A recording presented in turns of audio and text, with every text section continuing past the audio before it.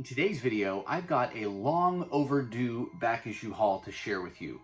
This stack of books comes from Free Comic Book Day, which at this point was like 2 months ago. But I paid either $1 for a small stack. The bulk of them though, I only paid 25 cents a book, and in some cases, I got them for even less. Check it out.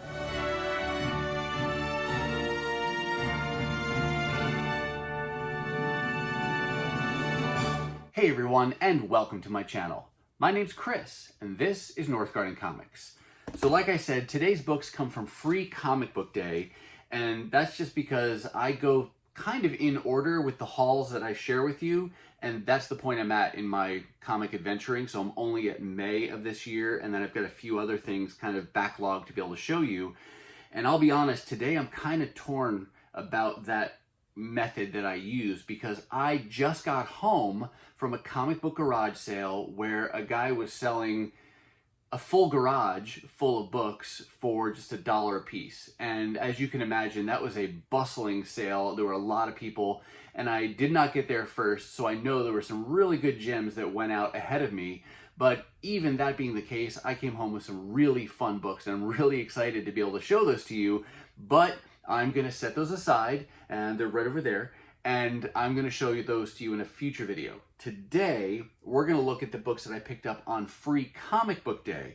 I was able to go to 3 different stores on the 2023 Free Comic Book Day. The bulk of these are going to be 25-cent books that I got from Hot Comics and Collectibles.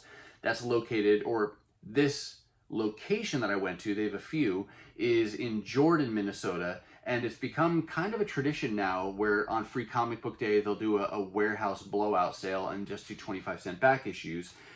They also had a stack of books I'll show you that I got for even less than 25 cents a piece, but more on that to come. And then I went down to Pulp Comics in Mankato, Minnesota. That's my favorite dollar bin diving spot.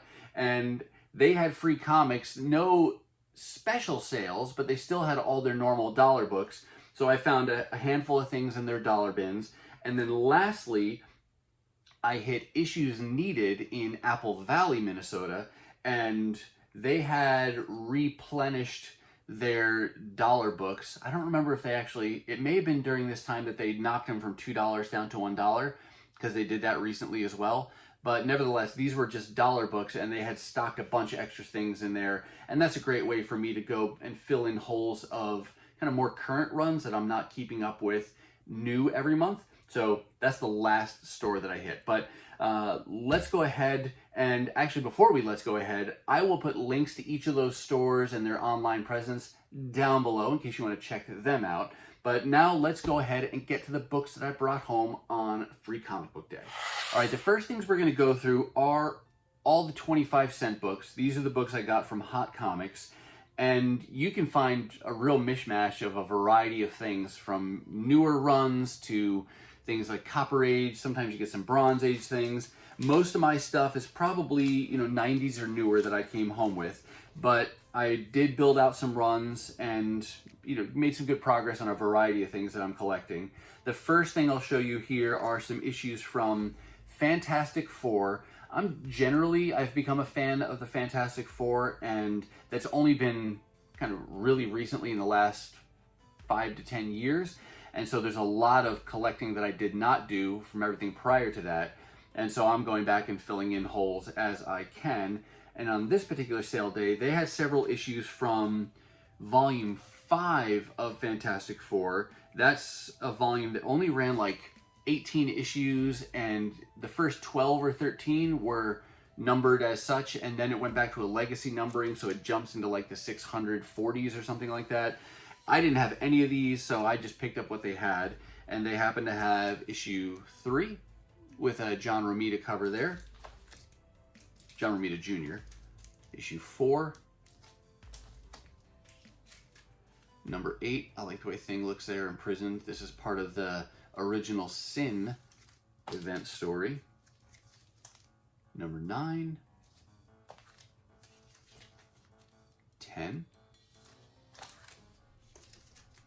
11, 12. That may have been the last regular numbered one. and then it went to legacy numbering. I don't know if I got the first legacy number, but here's 642. And 643.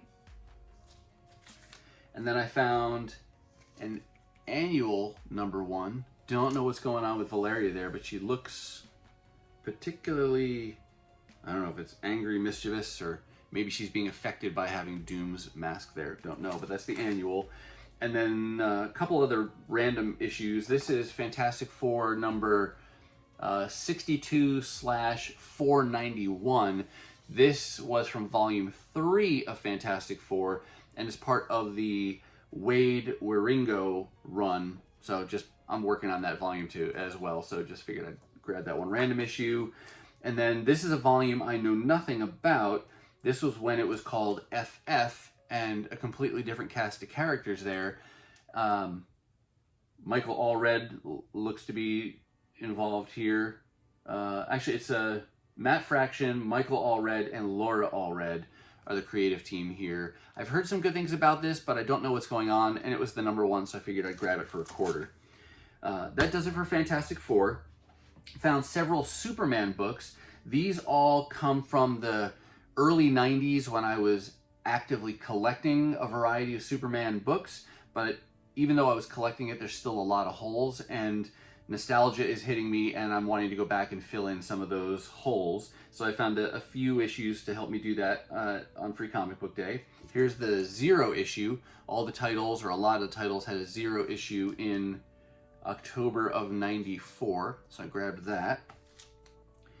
Got this Superman 81, and these are all around the death and return of Superman, and you'll see some of these like this Adventures of Superman 503, part of the Reign of the Supermen. So you had like 4 different Supermen running around at this time, all kind of claiming to be the real deal, and none of them were. Then we had Adventures of Superman 504. And then we had some Action Comics, number 688, 690, and 692. So good progress there. Love it when I can build out those earlier runs for really cheap like that at a quarter. Got a couple Youngblood issues. This is going back to some early Liefeld Image work. This was not a title I collected when I was a kid, but my brother did, and interestingly, I just saw him. He was visiting from New Jersey with his family. We had a graduation party for my youngest daughter who graduated high school, and I had pulled out all of his comics because he gave them to me sometime after we graduated high school. He wasn't collecting anymore, said you can have them. I've kept them ever since, and I would never sell them, even though a lot of them weren't titles I was collecting. But anyway, long story short, I offered him his comics back in case he wanted them, either for himself or he's got young kids that are getting older and his one son is starting to get into comics. So he said, sure, I'll bring those home. And so in anticipation of him taking those home, I had to replace a couple of the issues that were in my collection because I had decided, why don't I build out Youngblood? But the only issues I had were his, so now I've replaced them. So that's a very long story. I apologize for that. But anyway, got my own copy of the 0 issue because he had that. And then I got it issue number 3. So I think there was like, now he had number 1 and 2 as well, I think, but I may have replaced those already. But I got those. Got this other Image book. This is Velocity number 1. So a spin-off limited series. I think it was only like 3 issues. That ties into Cyberforce, and the art and the colors look good. It's just early 90s nostalgia for me again, so grab that. And you'll see some of these are random because it just happens to be what I came across for 25 cents. I like the character of Black Widow, and they had this one random Black Widow number 2 from a volume. I don't have anything in this volume, I don't think, so I grabbed that.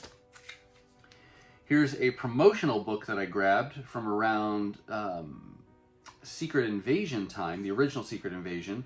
This was a Marvel Spotlight and just has a cool Greg Land cover with a Skrull. Who is she supposed to be? Serving up a Skrull pie full of insider coverage. So That was pretty cool, so grab that for a quarter. Found a couple Wolverine issues I've been wanting. This was a 16-issue series written by Jason Aaron called Wolverine Weapon X, and I'm just piecing it together as I can find issues cheap. But I got issue number 8 and issue 10. And then I had a while back collected Astonishing X-Men, the first 24 issues that, gosh, I'm blanking on the creative team now for those. I'll put a text blurb down below. But I had completed that and read it, and I really liked it. And recently I decided, why don't I continue with the Astonishing X-Men? So as I find those additional issues for cheap, I grab those. And at the sale, I got issue 25, 26, 31, and 33. It's a cool cover. Then we got this part 4 of a 5-part limited series called Avengers Prime. Don't really know what's going on, but it's written by Brian Michael Bendis, and the pencils are by Alan Davis. I happen to have one issue that I got somewhere at some point several years back, and now I've decided why not go ahead and complete that. So that's the second of 5 issues I have for that limited series. I'm also working on building out the original Secret Invasion event story. I have the main event, but I'm working on a lot of the tie-in issues, and so New Avengers is one of those main tie-in titles, and I found issue 43 and 46, so I'm just chipping away slowly but surely on those. And actually that completes the quarter books. So the next little smaller stack of books I'll show you here, these were essentially less than a quarter because, like a lot of comic stores, Hot Comics will put together runs of books and sell them as a set. And they had dozens and dozens of sets of books that you could buy, and they were all priced anywhere from $4.99 to $24.99, you know, and anywhere in between from the price tags that I saw. But because they were trying to move things, you could buy any one of those packs for $1. So then, depending on how many issues were in the set, divide, you know, $1 divided by that many issues, and that's what you paid. And so one of them may have been a 2-run pack, so that was 50 cents a piece, but everything else was less than a quarter. So the next books here are runs like that. This, well, I'm going to show you this one in a minute here. Let's come back to that. First were a couple limited series featuring Daredevil, and I wasn't looking for these individually, but I figured, you know, for just $1 to get the whole limited series, I'll give it a try, especially for a character that I like. And one of them is this limited series called Daredevil Noir, and so they had the full thing. And some of them are variant covers, some of them are second prints, some of them are first prints, but this is Daredevil Noir number 1, 2, 3. It's kind of a cool cover, I like that. And 4. And then they had Daredevil Shadowland. Again, I've seen these before, but I don't know anything about the story or what's going on. I just like Daredevil, and the price was so good, couldn't pass it up.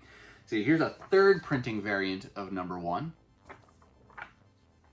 And then a 3rd printing variant of number 2. So it sold well, if nothing else. Here's number 3 of 5. 4.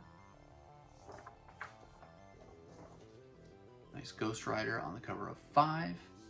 And then there was an After the Fall issue, so like an aftermath kind of an issue. And that says Finch. I'm guessing, is that David Finch? It's not his normal style. It gives me like Sienkiewicz kind of vibes, or David Mack. Is that who else I'm thinking of? But that's a very cool cover. Then, talking about Secret Invasion again, Marvel always has lots of tie-in stories. Some of them are limited series, and this is one of them. Secret Invasion Frontline. Don't know anything about it, but 5 issues for $1, just 20 cents a piece. So why not? I can read them If I enjoy them, great. If I don't enjoy them, no big deal. Oh, actually, that one wasn't complete. That only had the 3 of the 5 issues. So if I like those 3, then I'll have to look for numbers 4 and 5. This next set of books, these were pretty cool. They all have covers by Mark Brook, and it was a tie-in series, but each individual issue was really just a one-shot. It didn't actually number it like 1 through 8.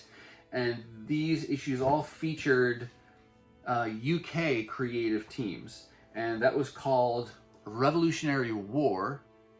Here's the Alpha issue. And then Dark Angel. So just several one-shots. But I think the story does continue one to the next. Knights of Pendragon. I actually had a couple of issues of that from the first volume back in the, was it late 80s? Death's Head 2. And they're just great covers by Mark Brook as well. Super Soldiers. And then Motormouth. Not books that I probably would have picked up for $1 a piece, but again, for the whole set to pay just $1, it's great. And great cover art as well. Warheads. And then Omega, the Omega issue, final issue in an 8-part epic. So love that they had all 8 of those issues all at once for just $1 in total. Then they had 2 annuals actually that are from the Ultimate Universe. Don't collect a lot there, but I have gotten into some of the Ultimate X-Men, a little bit of the Ultimate Fantastic Four, and some other things. And they had 2 of the annuals.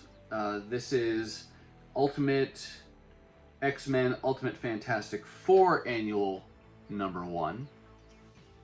And then flip that around, Ultimate Fantastic Four, Ultimate X-Men Annual number 1. So those were together as a set. So, yeah, again, price was right. I like some of those Ultimate issues, so grab those. And then the last one I'll show you, this one was kind of cool. I've rebagged and boarded this now because I've read these already. But I really enjoy Stuart Immonen's art. I got into him, or was first introduced to him during the Brian Michael Bendis era of the, gosh, were they called the All New X-Men at that time? It was when the teenage X-Men came forward from the past, when Beast brought them forward. That's when I really started, it was kind of when I was getting back into the X-Men back in 2014, 2015. Really liked Stuart Immonen's art on that series, and so I always kind of, my attention is grabbed every time I see his name on something. This limited series I found is an earlier series that he did back in like 1999, 2000 for Image. It was done by Kurt Busiek, Stuart Immonen, and then I forget his first name, Von Grawbadger, who works with Stuart Immonen on a lot of the different titles. But this is a 6-part limited series called Shock Rockets, and it's a futuristic sci-fi story. Aliens invade, we're not prepared for it, but somehow through the course of events we are able to drive back the alien presence. They flee, and as a result of that we have some of their technology, and then there's this kind of Earth-based war that's going on between one of the heroes of that alien war, and then now he wants to be like a world domination superpower and wants to take over, and so he's fighting, and there's this team, an elite team of pilots who are flying with alien technology, and there's this whole integration where they really sync up mentally with their jets, with their fighter plane. And so it's pretty cool, and it's got good art by Stuart Immonen, and again, not something I would have picked up otherwise, but they had all 6 issues and just for $1 in total. I like the colors on this issue 3. That's cool. And those are some of the aliens. There were some of the aliens who were left behind when the main fleet disappeared, so they're kind of refugees on our planet now. And each issue starts out with a cool, you get the opening page, and then when you turn, each issue has like a nice 2-page splash, which is cool as well. And then here's the Shock Rockets number 6. I think they had hoped to do a second 6-part limited series. I don't know that it ever came out, but happy to have found that. And again, one of those surprises, not something you're looking for, but a fun little pickup because the price is right. And glad to have found that. So that's everything that I got from Hot Comics. The next, small handful of books here are the dollar books I got from Pulp. And that's just recent things that helped me to build out some, more recent runs I'm not keeping up with actively. This is actually Invincible Iron Man number 3. This is the current volume of Iron Man, and got some great covers. And this was one of the holes I had in that run. So got that, and now I'm current on the current Iron Man. And it's kind of nice because though I wouldn't necessarily keep up with Iron Man all the time, he's really tying in with the X-Men recently with some Sentinel activity going on. And then, because his tech was used to build Sentinels, and now I've seen solicited that he and Emma Frost are going to get married. So we'll see if that actually happens. Yeah, I don't know what's going on there, but they're apparently going to get married. So we'll see how that story goes. Then I got some New Mutants, a run that is now concluded, and I think I completed the volume now after this sale. There might be a couple issues I still have on my wish list, but it's because they're variants, or at most I need one issue. But here's issue 33, kind of going out of order. There's issue 32, again, $1 a piece. And then this goes back a little bit. I had been working on the John Romita Jr. run of Adjectiveless Spider-Man from the 90s, where he did issues towards the end of that volume. And then the follow-up volume, which was Peter Parker Spider-Man. Completed the Peter Parker Spider-Man, still working on the end of that Adjectiveless Spider-Man volume. But I had originally only put the issues he did the pencils on. But then I realized, if I want to read this in its entirety at some point, I'll need to get the issues where there are guest pencilers. And so one of those issues I picked up for $1, and that's issue 96. I think this volume ended with like issue 98 or something like that. So grab that for $1. And then that was it from Pulp. And then the last small stack of issues here, more dollar books, and these came from Issues Needed, and yeah, all more current things that helped me just to build out runs. I did not keep up with the recent, or last year's, when was that now, Judgment Day event, and I'm actually reading it on Marvel Unlimited now, but I got one of the issues before I started reading it. This is from the 3-part limited series, Death to the Mutants. So, got that, issue number 2. Here's some more New Mutant progress I made during this weekend, 29. That's a double-sized issue, 30. And then got some X-Force current volume. Again, I'm not keeping up with this. There's just too many X-Men titles to keep up with. So I'll get them as I can find them for $1 or less. And I know Beast has kind of gone bad, which, I don't know. You kind of have seen that coming for a long time, but don't know that I'm a fan of it. I like a good guy Beast, but we'll see how long he stays bad. 39. And I think somewhere in here, issue like 38 or 39, they started to get a new roster for X-Force. And then another X-Men title, Legion of X. I don't think this one's continuing anymore. It may have only gone like 10 issues or so. I got issue 5, and then issue 9, and then 2 more that were straight up cover buys. The first was Shang-Chi number 8. I don't know any of the volumes here going on. I'm not following this story, but Jim Chung did a series of black and white variants around this time, and I picked up the issues that were part of runs that I was working on, but now as I see others from that series of covers for just $1 or so, I'm going to pick those up. So I got that one because of the cover. And then similarly, here's Shang-Chi and the 10 Rings, issue number 1. This is an Art Germ cover, and his art is hard for me to resist. I mean, it's tough too because they all start to look alike after a while. Whoops. But still, for $1, I passed on it when it was new, but when I can get it for $1, great to get that cover by. So that's the last issue from Issues Needed. All right, that's going to do it for me, and that's going to wrap up my free comic book day haul from 2023. Again, all books for 25 cents or $1 at most. I do hope you saw something that you liked, but what about you? How did your free comic book day adventures go? I know you're going to have to think back in your memory because that was like a whole 2 months ago, but think back, did you score any good finds? Were there any good sales in your area? Let me know down below. Now, if you're not quite ready for the YouTube fun to stop, I have hand-selected a couple videos here for you to check out. As always, thank you so much for watching, and I'll see you next time.